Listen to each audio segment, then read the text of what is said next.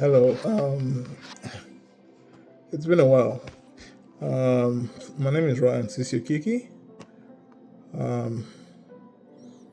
Welcome to another video or post on this channel that I tagged Behind Closed Doors. If this is your first time watching this, thank you for taking our time to watch it. I would encourage you to watch, like the video, subscribe, please subscribe, and then share it because someone out there, could do with this, could do with this story. And I want to thank those of you who have been with me at the beginning. It's 2 months now, 39 subscribers. Just one. So the target is to hit 50 before the end of this month. I know we can do it, and so I solicit your assistance in sharing it and getting more people involved, because the journey of 1,000 miles begins with a step. The whole idea behind this channel, and tagging it Behind Closed Doors, is because there's so much that goes on on the outside, and with the world we live in, this era of social media where a picture is worth 1,000 words, and people just post pictures that are completely different from what they're actually going through. And I always say this, especially when it comes to relationship, leave what goes on outside. When both partners get home and shut the door, what takes place behind so that's where it is. And my goal is to build it so it becomes a platform where people can come without any form of judgment or notion that they won't be heard, where they could come and share their story, because every one of us has a unique story to tell. But it's up to us to choose whether we want to share or not, because life is like a tapestry. I always say it. We are interconnected at one point or the other. So yeah. So one of the things that really has kept me away from this is you know lost my dad on Saturday. So I'm still trying to process it. I mean, death is inevitable, but it's still a loss. So for those of you who pray, I'll solicit your prayers, for wisdom, really, and provision, some and navigate the whole morning thing. Shall with the peculiarities of my situation.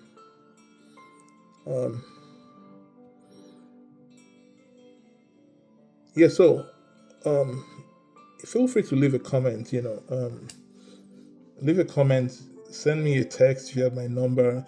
If especially if there's an aspect you probably want me to elaborate more on, I would love to do that if it's possible.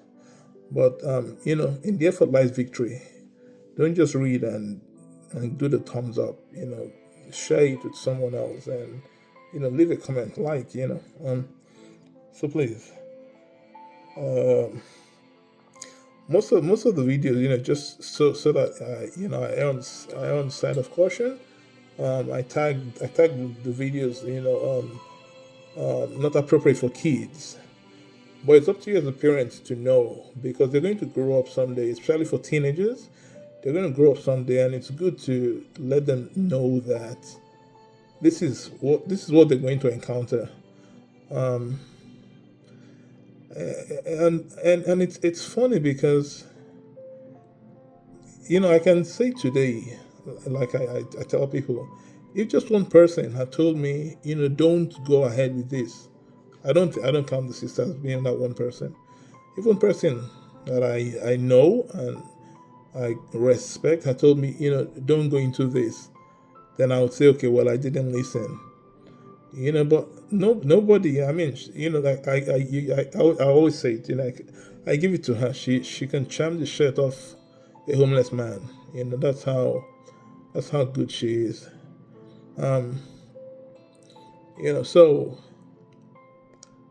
uh, while I tag it not properly, it's up to you to know. Okay, show your kids.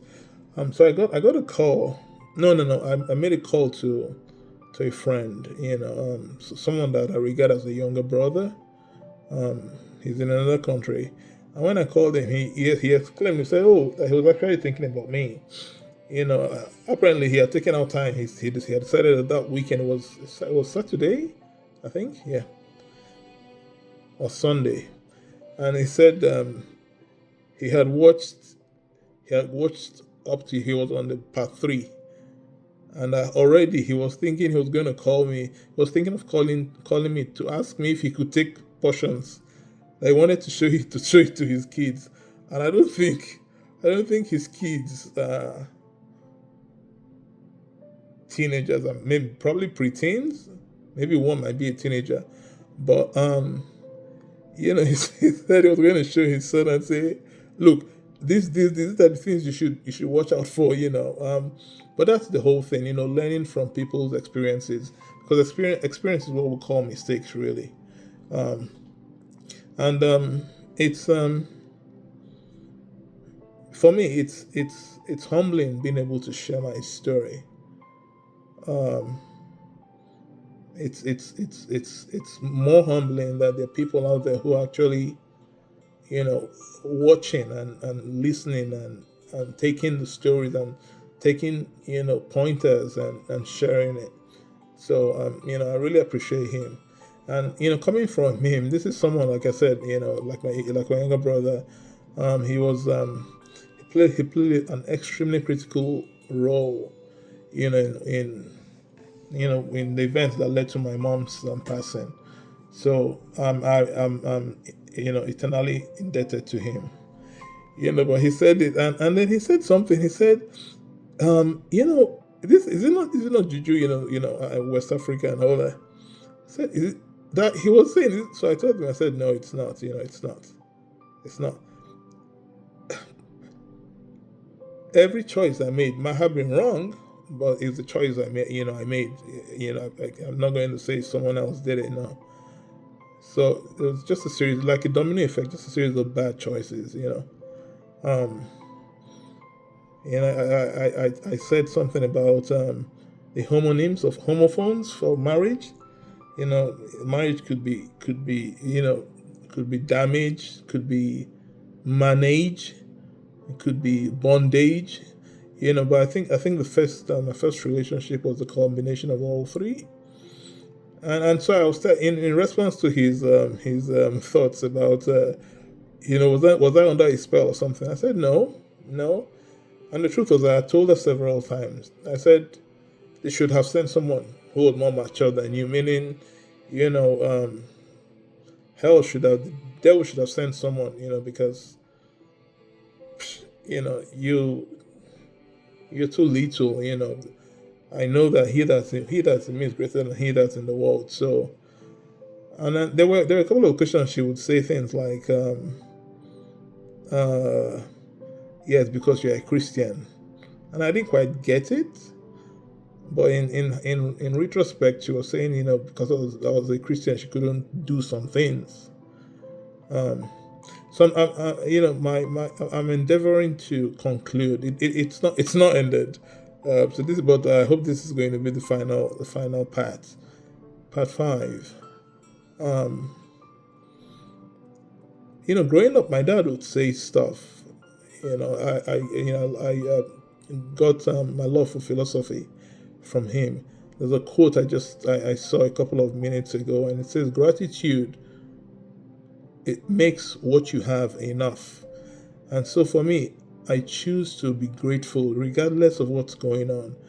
I make that choice to be grateful because life would knock you down. You know, you stand up or you lay down. When you knock yourself down because you're ungrateful, it's just going to be life of misery. You get knocked down, you stand up again, and just keep pressing on. But he would say things. He would say things like which brings me to the point of things we say without actually even thinking about it, just because we've heard it said so many times, we will believe it's true. There's this notion that when a couple are having squabbles, if you notice, don't say anything, because if you say something and they eventually come back together, then both of them are going to turn their combined wrath on you. That's just crap. I believe that, again, this is entirely my opinion, born from experience. I believe that if God allows you to see a need, He's equipped you to do something about that need. And so if you fail, or if you balk at doing what you should have done because society says this, it makes no sense, then that's between you and your creator. Because a word in time, yeah, it's teaching time.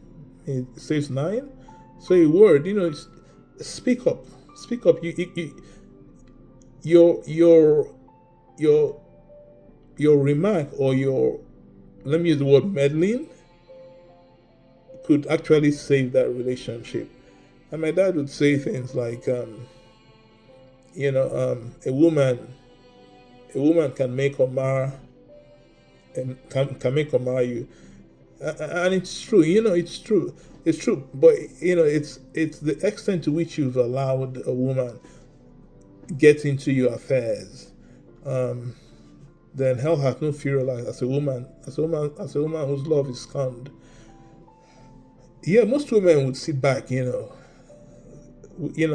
have to manage deceitful and desperately wicked. We know that. But a woman can spend, say, revenge is best served cold. A woman can spend years. I know of stories. I know of real life couples. Where the woman has waited. Just to, be vengeful. And this is what I say to women. If you're in a relationship where you are not loved, again, I just want to say that I'm completely against domestic abuse, emotional, physical, verbal, whatever. I'm completely against it. But to the women out there, I usually tell women, I like women. I'm not into philandering or chasing women all around.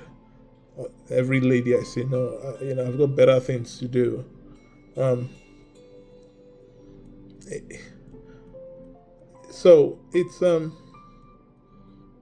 you just have to be mindful. You cannot be treated with more value than you place on yourself. And so if you're in a relationship where you're not loved, I tell people, pick up and go find someone who will treat you like the queen that you are. Because most women are just good women are they're hard to find. But you find one, and your life just turns around. Because not only do you receive favor from God, it says he that finds a wife. So that means there's a women that are actually wives. I can agree from experience. He that finds a wife finds a good thing and obtains favor from God. So why are you in a loveless relationship? Go out there. Don't be scared. Life is fleeting. We have only one shot at it. So why would you spend it trying to manage stuff? I'm not saying you don't work at making your marriage or your relationship succeed, but I'm saying know when it's irreparable. Know when it's irreparable, and try and be as civil as possible, because that's exactly what happened. With me and the first. Um, like I said, I'm going to try. I'm going to try. It's not the end. It's not over. Um,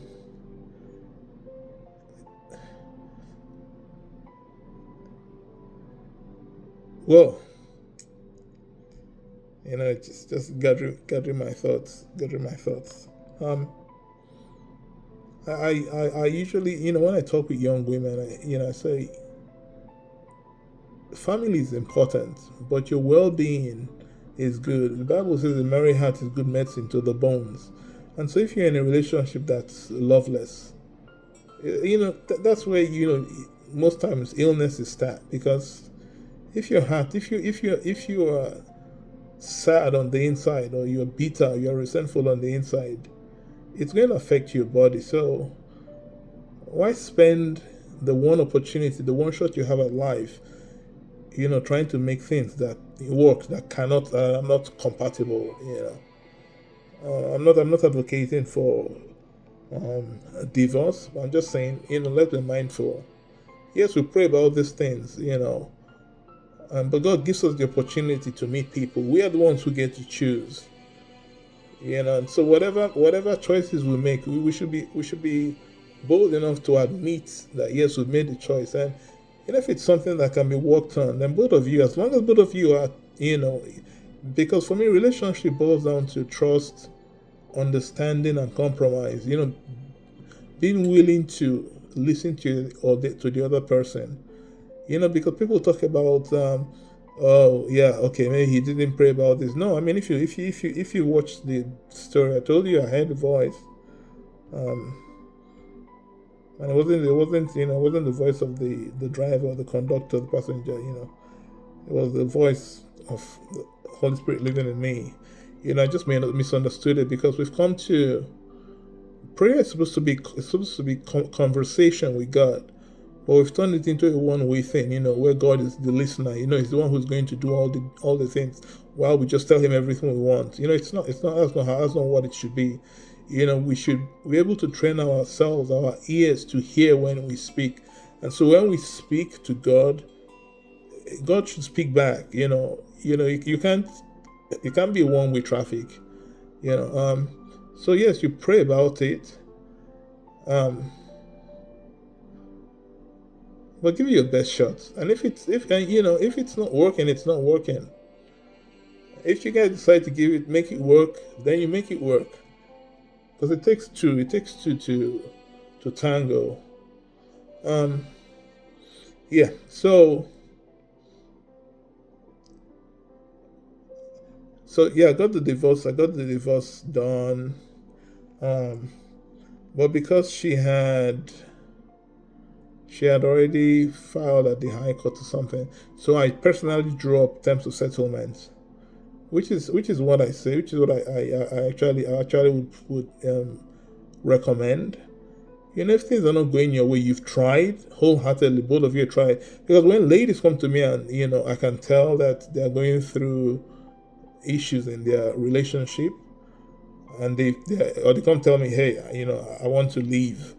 I tell them, can you look me in the eyes and say you've done everything possible, everything that you could do or you can do? And if the answer is yes, hey, I'm 100% behind you.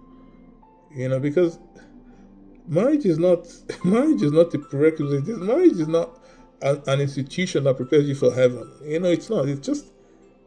It's something that some of us go through. As we embark on life's journey, most people go through it. Um, but when you find a good woman, yeah, you know, yeah. So I say,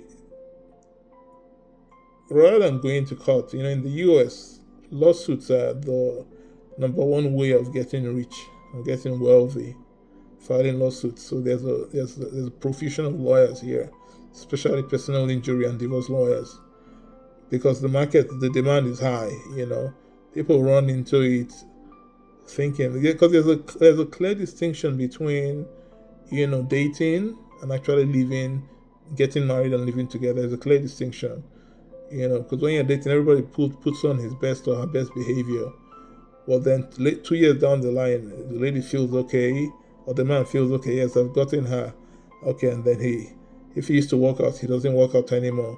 If he used to spend time, he doesn't spend time with her anymore. He doesn't spend time with the kids. Just something silly. No, it's a continuous thing. Because this is my take. This is my take on love. You don't fall in love with people, because if you fall in love, Newton's law There's an equal and opposite reaction to everything. So if you fall in love, then that means someday you fall out of love. So I believe that you will grow to love someone. It's a process, it takes time. Um, today, today I went to see I had a medical appointment. I'm tired of disappointments. And yeah, my PCP, lovely lady. She was telling me. I told her about my dad's passing, and she was like, "Oh," and she said her in-laws passed away. That's her husband's parents, who had been living with them, passed away within a month of each other, and they had been married for 63 years. And sometimes I sit back and I ask myself, what was the secret? What's the secret? And there's really no manual. I mean, you can read all the books, but you have to design your own role play. You have God's word to guide you, and then you have prayers. I mean, but just give it your best shot. 63 years. And how old am I? In terms of experience, I'm probably in my late 80s. Um, and all I have to show in terms of relationships is just stories, horrible stories. But the thing is, we call experience mistake, the mistakes we make, you know, um, and so learn from the experience, or learn from the mistake and move on. I know people who've been married 4 times, 5 times, 6 times, 7 times. Just keep on trying. Some are serial. They just want the name. And we're in an era. Women outnumber men. So anyway, I say this. If you have to break up, rather than going and getting a lawyer. I mean, the lawyer that represented me charged $8,000 retainer fee, and then appearance fee was appearance fee was 250. No, no, no, no, no, no, no, no, no, no. I'm mixing things up. Um, his retainer was 5,000. Wonderful guy from Haiti. The retainer was 5,000. We came to a payment plan. I paid him twice, and then I think it was $200 every time he had to appear in court or something. Um, and so I say, if you guys can be civil enough to just go sit down and drop terms of settlement, this is what I want, this is what I want, and then amicably go yourselves. That's a better way to co-parent, rather than having to go through court, spend money, resentment just builds until it feels like you're being eaten inside. Um, yeah, so I dropped terms of settlement, and she signed. I signed, and I told her, I said, I think it's best for my daughter to come over to the U.S. For my daughter to come over to the U.S. And she was like, okay, okay. And so I dropped terms of settlement, and we signed. She was supposed to file it in court, and so my daughter comes over, and like I said, I can't be any thankful, for the lady she's turning out to be. I really can't be. I really can't be thankful enough, you know. Um, and so the mom asked me, can she, the whole embassy thing, the visa and all that. I'd already filed for her, and she's like, can she come with her? I said, yeah, yeah, you can come with her. I told her, but I wouldn't like you to go anywhere. Just come with her, and then I'll pick her up. Of course, she didn't do that. Um, and so the terms were, for summer, we would split, because I thought she was going to remain where she was. Little did I know that she was going to come here. Coming here would make us friends. We can be friends. I already said that. We can be civil, but we can be friends.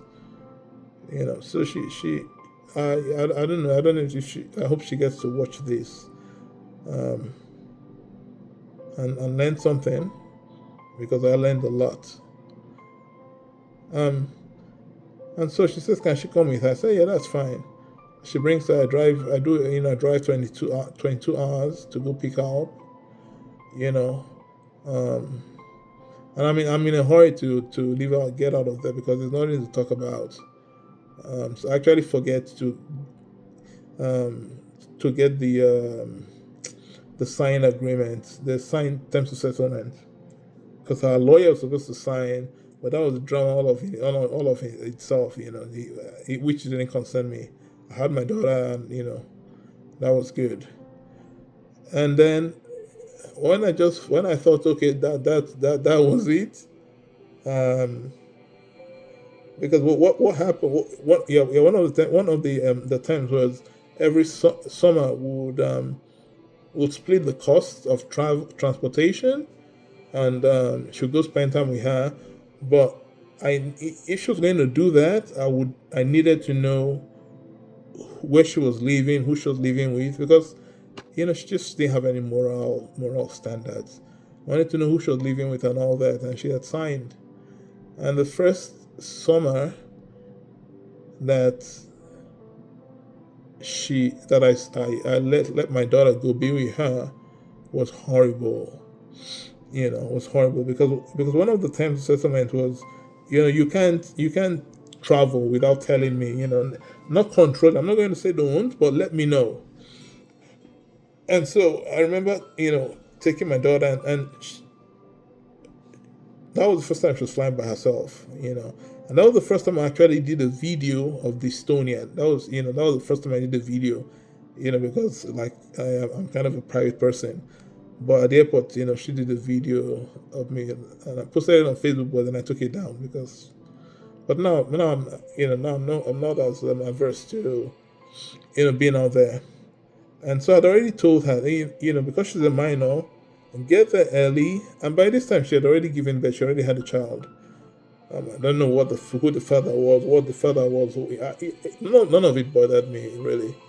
But I had called her and said, okay, this is the flight situation. Because she's a minor, you need to get there early so that you go through TSA and pick her up. And she says, okay. And my daughter spends 1 hour waiting at the airport over there. 1 hour. And she was just 10. And then 2 days into the trip, the mother calls me and tells me they're going to Disney World. And I'm like, what are you talking about? You know, you're not supposed to tell you're supposed to give me time, And then how come all of a sudden, 2 days, and she comes again with this, cock and bull story about somebody, her colleague having the ticket and not being able to make it. So just, it got to a stage where I got tired of listening to her, because I knew that everything she was telling me was untrue, you know. And so, my daughter had a phone. I gave her a phone, and I would call, and but till this day, my daughter has she has a funny way of dealing with her phone, because she's not like most teenagers. She'll call you when she wants to call you, and that's it. You can call till you're blue in the face, and she wouldn't pick, because she would initiate all these do not disturb things and all that. So she wasn't a normal teenager who spends all the time on the phone. And I recall in middle school, her counselor telling me, how did I do it, because her own daughter apparently was like most teenagers, spending too much time on the phone, whereas my daughter didn't bother. And so when she went there, I would call, and if I couldn't get across to her, I would call the mother, and she said, they were driving, and I should be, what was the word? I mean, it's been years now. I should be. I shouldn't bother because your daughter is safe. Now this is the mother telling me. So when I get through to my daughter, I ask her, I said, how many people are going? And she describes, and I say, are you the oldest child? There, she says, no, there's a boy. Whereas the mother said, no, she was the oldest. Like I said, I just had given up on listening to her. And so she said, no, there's a boy. And so apparently what happened was they went to, they meaning, what I thought was my daughter and the mother and her friend, they stopped over in North Carolina, I think, to see a family that I didn't know of. Now, this is somebody who didn't live in who had never lived in the U.S., but she already knew people in the U.S. She had lots of people in the U.S., lots of friends in the U.S. So they spend the night in a house I don't know, and I'm already getting upset. You know, and she fires off, strings of really very nasty messages with threats of taking me to court and and uh, and making me pay all the money making me pay all the money I had. But I waited, and when my daughter got back, I told myself that was it. In fact, my daughter refused to go. She refused to go, and so the arrangement was she could call weekends, and so I would turn on my daughter's phone, and my daughter would come and would go and turn off the phone. And then the mother would send me a text saying, she can't reach her. So I would go, the phone is turned off, and I'm like, why did you turn it off? She wouldn't answer. So I could already see, because it took a while. I mean, even on our drive back, I was trying to converse with her. And mind you, she hadn't seen me for 3 years. So it was difficult. When I talk about the mom, she said that can we not talk about it, which was fine. But because I was with her, I had to break the journey. So we slept over, I think, in Alabama. But I allowed her breathe, allowed her settle in. And then she, years later, my daughter tells me, Daddy, do you know that trip we went to, that my mother said we went to Disney World? I said, yes.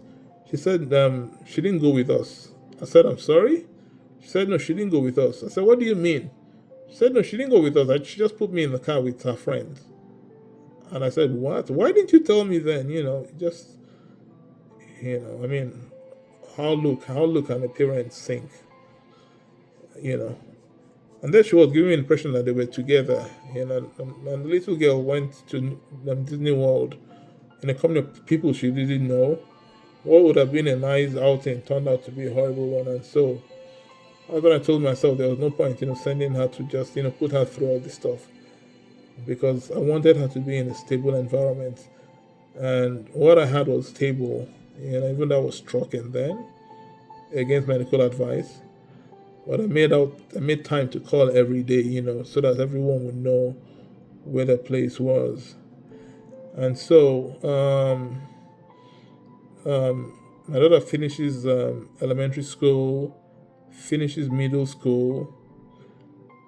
Her name is not put on any document, For me, she ceased to exist, really. But I used to tell my daughter, I said, I cannot change the fact that she's your mother. And if anything happens, you'll still have to go, but I'm not going to force you. And so, I think when she was in middle school, she sent someone to the church, just crazy, just crazy. Sent someone to the church to come with explicit instructions to tell the senior pastor that I didn't want her to see her daughter, which was just, blatant lie. Just crazy. It was crazy. And I remember saying, okay, now you're in Houston. Yeah, you can see her. And I told my daughter, and my daughter asked me, and Daddy, do I have to go? So now I had to convince my daughter, that it was a Christian thing to go.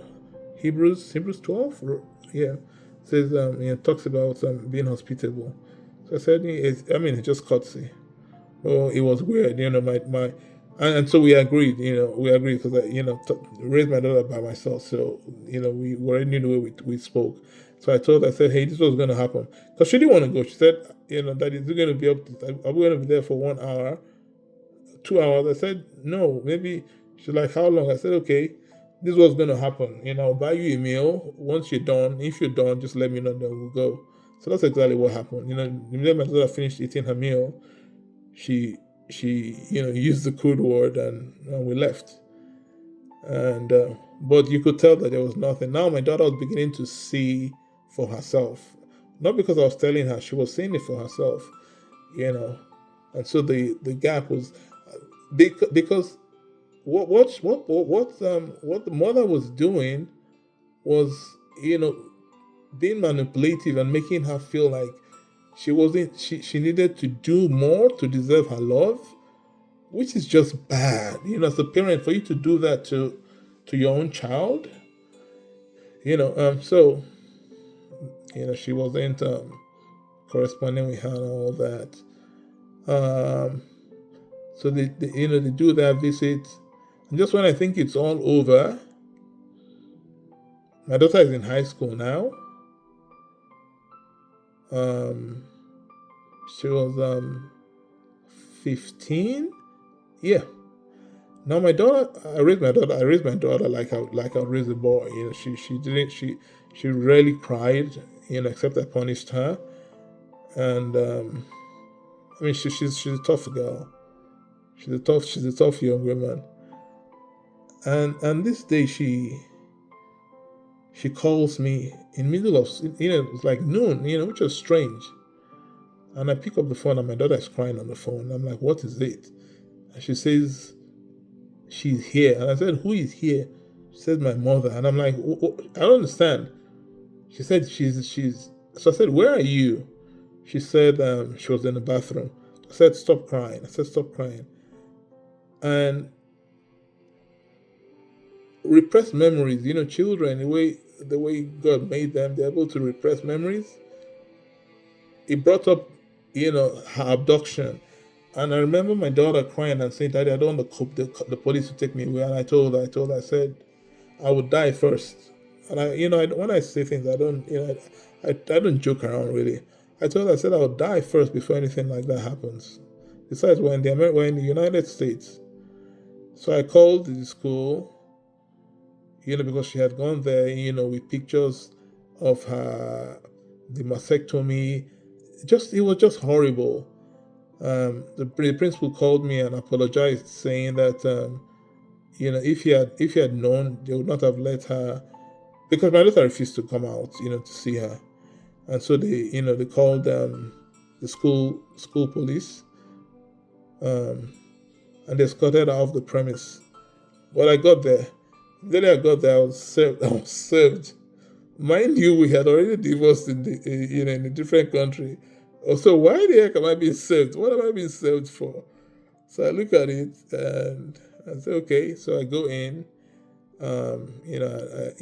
talk to my daughter, and the principal is so. He already knew who she was, based on her um, on her achievements and the roles she was playing. And I remember him saying, they're still out there. Do you want me to open the back gate? I said no. I asked my daughter, are you fine? She said yes. So we exited through the front door and left. And so here I was again, caught in the US. And it didn't make sense because we didn't get married in the US. The divorce, in my opinion, and I hope this doesn't offend many people. But in my opinion, the judicial system in the United States is broken, especially when it comes to children, because they'll say it's in the best interest of the children. But that's not it. All the while I talked about a friend who's been battling custody over his kids. This would be going on 10 years. just because his ex's parents have money, So she comes up with all kinds of allegations and all that. And this guy is struggling to make his name, and so I mean, court. I know for most people there's an inherent fear of court, but not for me. I mean, I've been to court in several countries, and so I tell my daughter, I said, this is the situation, and this is what I've been saying. You need to stand up to her. You need to let her know that you're no more a kid, and all that. Um, but she was trying to play both sides, not play both sides, but she was being. I mean, she's matured now. She's outgrown that, you know. Um, and so I go to I go to court, and I had Googled, and I know I paid what 16 no $100 for 15-minute consultation, and it was a white lawyer, and the lawyer said, get yourself a lawyer, otherwise you're going to get screwed. So that's where I had to get this Haiti guy who was highly recommended. I usually prefer using women, but based on his the referral, he was really good. Um, but the first appearance, yeah, I didn't have a lawyer. I wanted to represent myself, but I was told no. This is the United States; they will screw you. But I remember getting to court, and when they called the case number, I asked the judge. I said, Your Honor, can the court please appoint a lawyer for my daughter? Because she was 15. She's not 10. Children who are 12, they're allowed to testify in court. I said, can the court please appoint an independent? Said, no, that's not the way it's done. And so she pushes the case over to her associate judge, a guy who was just a bully, One of these guys who I believe, when he was being birthed, he the doctor didn't catch him, and so he fell and hit his head on the ground. And I remember going in. So this was even before I had a lawyer. So this was before I had retained a lawyer. And the guy is confused, because it's a Nigerian thing, but she had already gotten, her own counsel, and he didn't know anything about jurisdiction, and he was like, but he asked me, he said, why don't you want her to, why don't you want this, I can't remember what name what name she was bearing then. Why don't you want her to see her daughter? I said I've in no way prevented her from seeing her daughter. But some of these judges are just bullies. They feel that because they have the black cloak on, they can do anything. They're bullies, really. Some of them are really mean. And this guy just felt like he was trying to prove a point. And so he called her up on Zoom, and I didn't even know she was on Zoom. And he asked her, he said, how soon can you how soon can you be in Houston? As usual, she said, Your Honor, if you want me there today, I can be there today and all that. And he said, no, take your time. So when you come, do you come to Houston often? She said, yes. Okay, that was news to me. So when you come to Houston, where do you stay? She said, I stay in hotel. I said, okay, when can you come to Houston? So he compelled my daughter to do a 1-week visit. And I remember objecting and saying she already had events lined up. And this judge looked at me and said, do you think I'm playing? If you think I'm playing, I would have her education moved to the mother state. And in my mind, I'm like, keep it together, keep it together. This is the court of law, But in my mind, I'm just like, this chap doesn't know what he's playing with. So she comes around with her mother and her daughter, and my daughter was depressed, But I said, it's out of my hands, really. It's out of my hands because, if you don't go, then I'll be held in contempt. So you have to go. She eventually went, But it was just a parody of errors, because he asked for jurisdiction. I mean, how do you get jurisdiction from a different country to try something you don't know anything about? So she, as usual, she goes and she forges a letter from the embassy, because the moment I see it, I say it's a forgery, and I tell my attorney, and he says, you know what, let's just let it go. And so, um, we go. They send us for mediation, because I want to know what exactly she wants. I told myself, if it was shared custody, it wouldn't happen. I would rather go to jail. And that's that. Okay, so during mediation, the lady in charge of mediation, put us in different rooms on Zoom. It was on Zoom, and they asked her what exactly do you want? Do you want share custody? She said no. I don't want. I just want visitation. And I'm like, you want visitation? How? This girl is already super busy. The only time she visited, you messed up her life and all that. At that point, you know, and so it gets to a point. The lady is tired, gets tired, because she's just unwilling to agree to anything. But my attorney did a very good job. And so he said, okay, she could call, and she could visit, but she never visited. In fact, I recall one time, um, my daughter called her, just because now she was mandated to.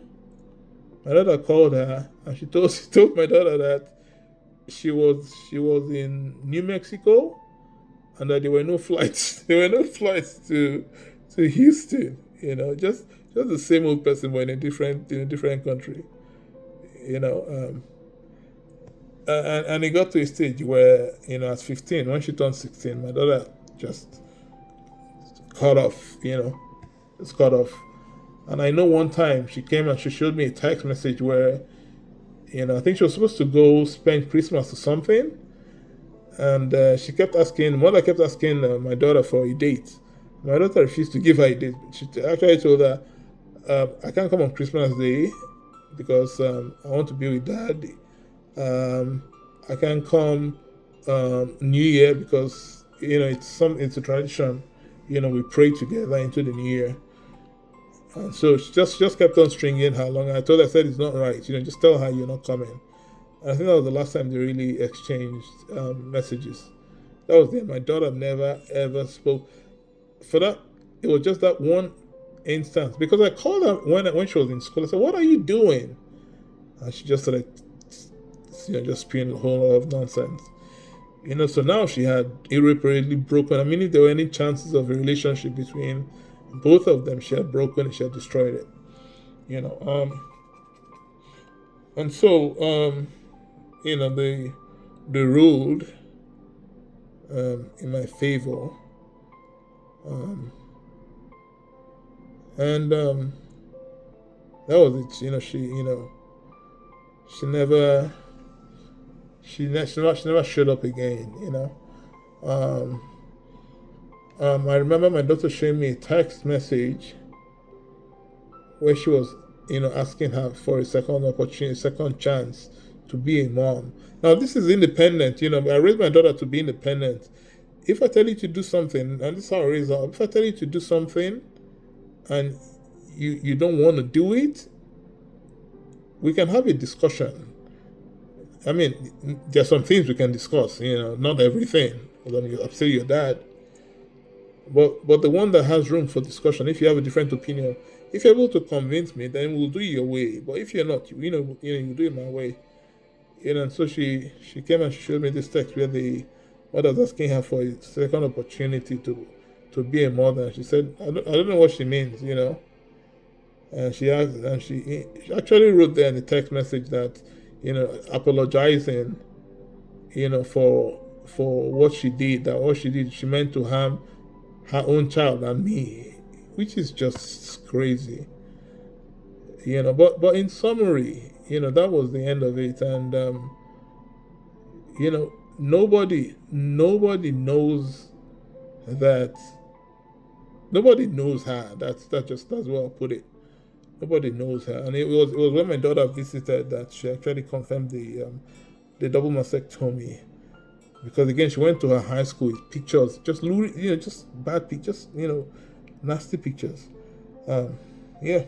So that was the end, and I was glad because now I had a ruling in two countries, and in a couple of years she turned 18, so she could make decisions on her own, and and so this just goes to parents, don't use these kids as pawns. Don't use them as pawns.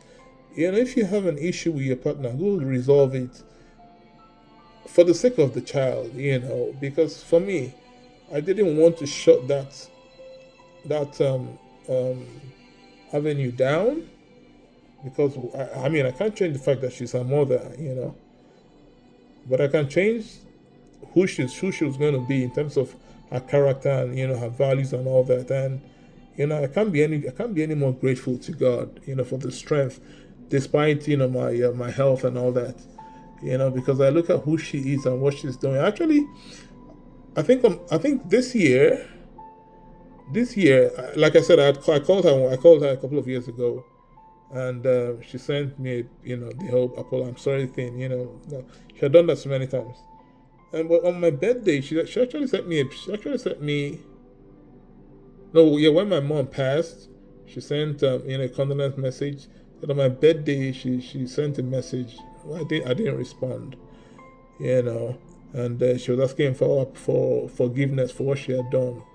I mean, that's water under the bridge, So that's it. So now you know, at 15, now I had two rulings in my favor, regarding the custody of my daughter.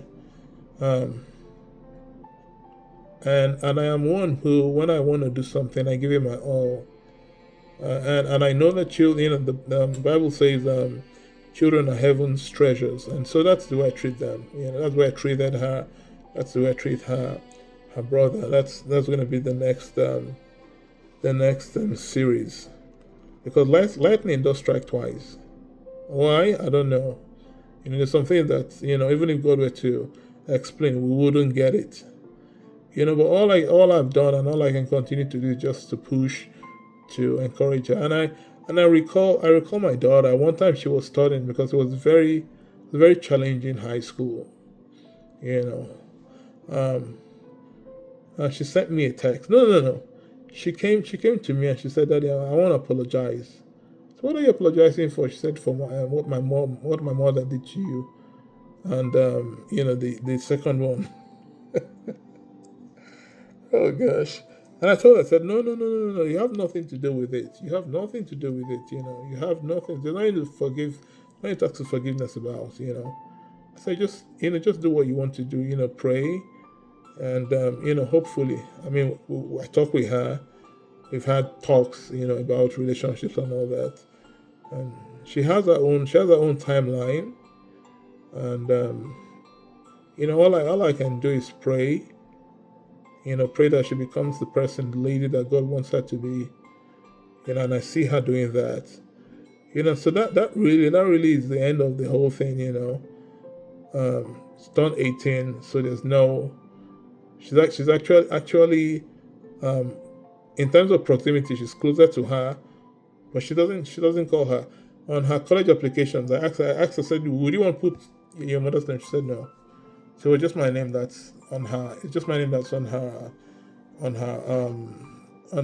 documents.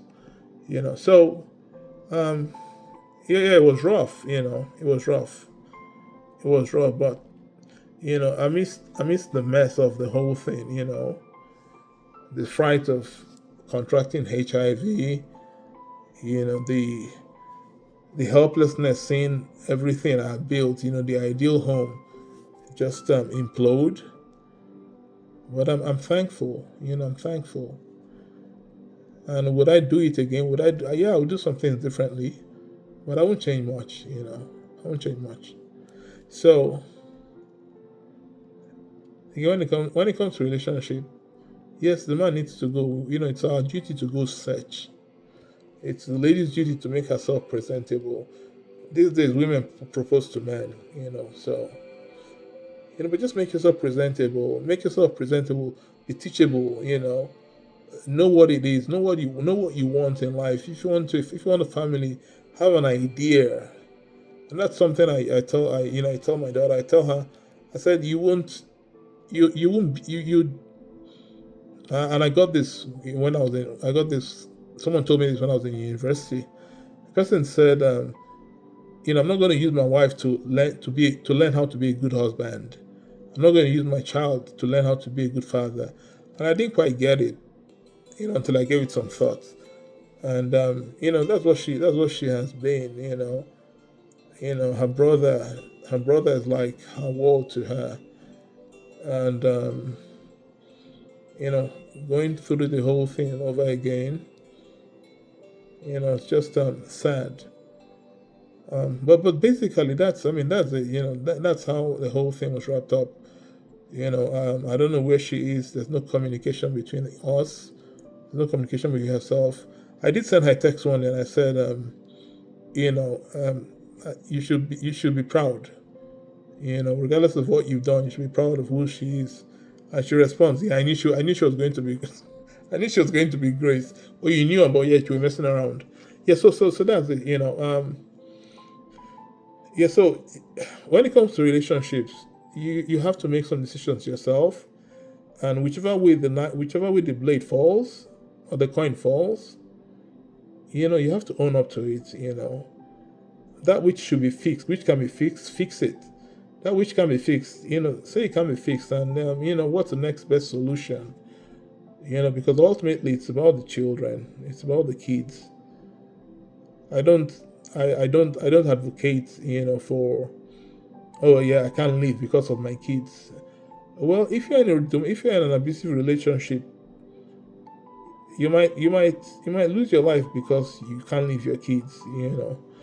So we all have to be wise. We all have to be wise. So thank you so much for staying, watching this till the end. Like I always say, the very fact that you're still watching till now, tells me something, and just tells me that God is not done with you yet. So whatever you're going through, don't think you're the only person who's gone through it. There are people who are going through worse, and you wouldn't know. You know, and if you've never experienced this storm in your life, get ready because you will at some point. So it's best to be prepared. Like Scouts would say, what's it? Be prepared. So thank you so much, and till we meet again, stay well. Okay, bye.